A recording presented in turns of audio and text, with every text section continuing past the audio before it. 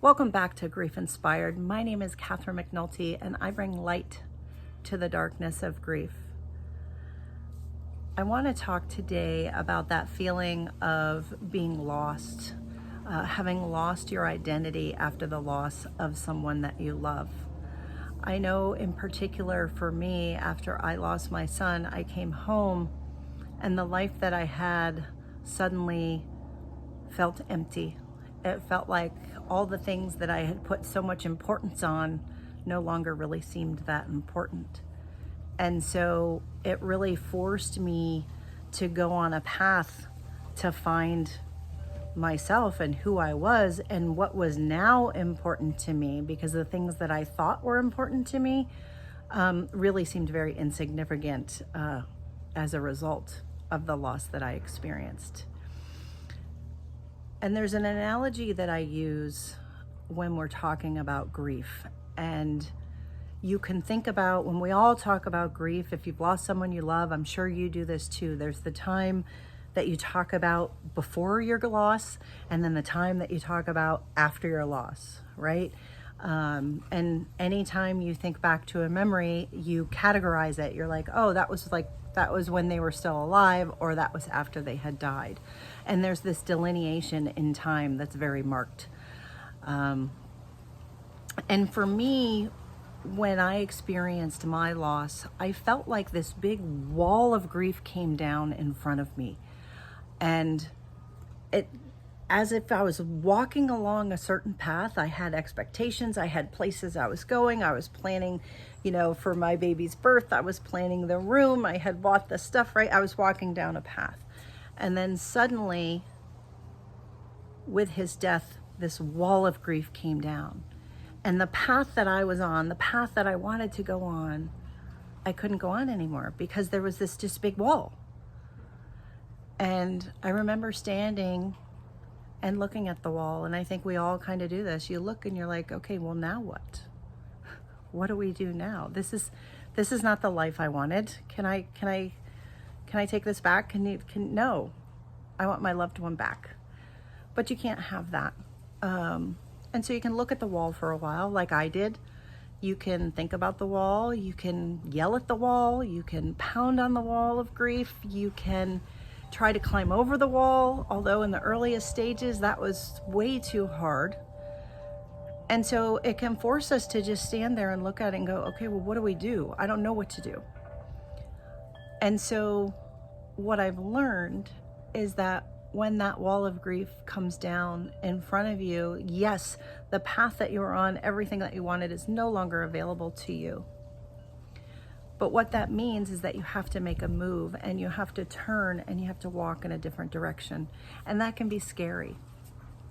And because there's so much change around loss, it really forces you to find yourself again, because the things that you thought were important aren't really as important as they once were, right? Things that you used to fret about and you used to worry about, they don't matter anymore. You would give all of that away to be back with your loved one. And so there's a lot about personal development in grief, because you really do need to find yourself again.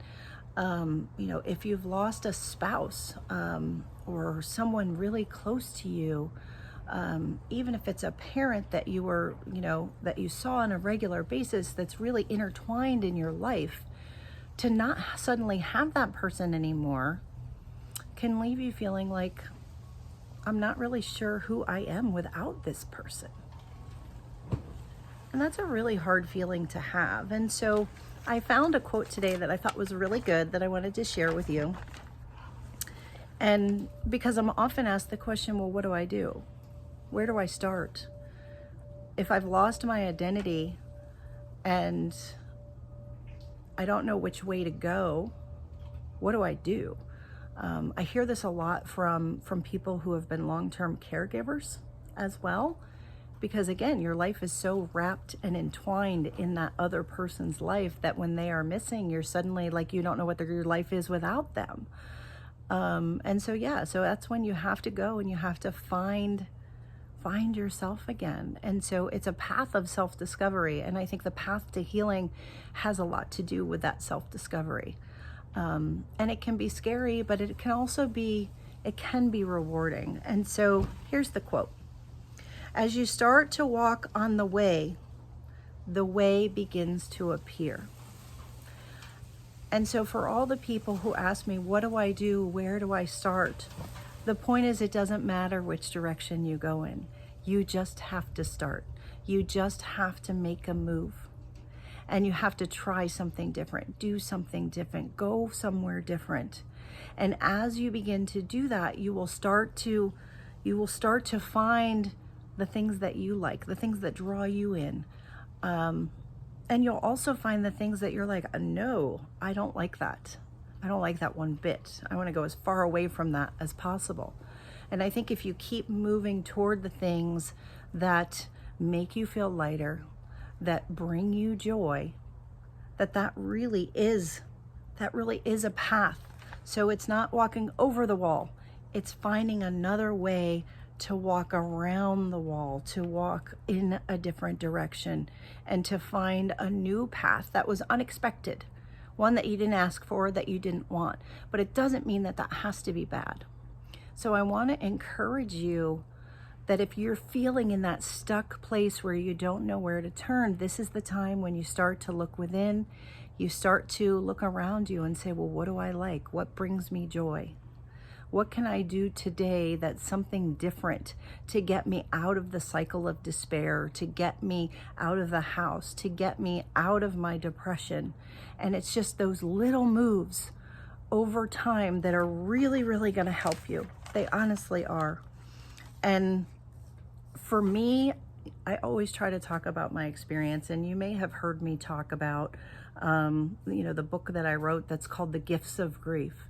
That for me, having to move in a different direction, having to find myself, having to look within, I'm not saying that it was easy. I'm not saying, because it wasn't by any means, but it is a gift of my grief, because what I found is that the life that I have now has far more meaning and purpose because of my loss than it did before.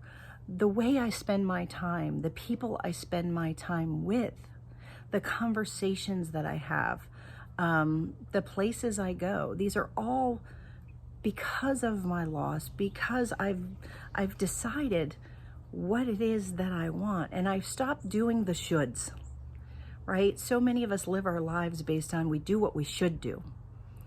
And to all the people that I talk to who are grieving, is like, it's time to get rid of the shoulds. Stop doing what you should do. Do what you want to do. Do what makes you feel lighter. Do what makes you feel good. Do what's important to you. And as you start to walk on your path, you'll find more of those things. And when you find something that hits you in the heart, that like is really meaningful, something that you really value, then you lean into that. And that's how you become grief inspired. That's how you get through the loss. That's where you find meaning. And honestly, it's where you honor the person that you're missing, because they don't want you to be stuck forever. They don't want you to be sad forever. They want you to find another path. They want to have you find another way.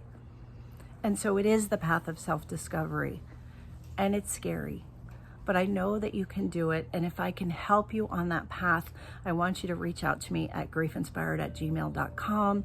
If you want to jump in my grief course, we talk all about that. Let's just do it together so that you do not have to walk alone in your grief.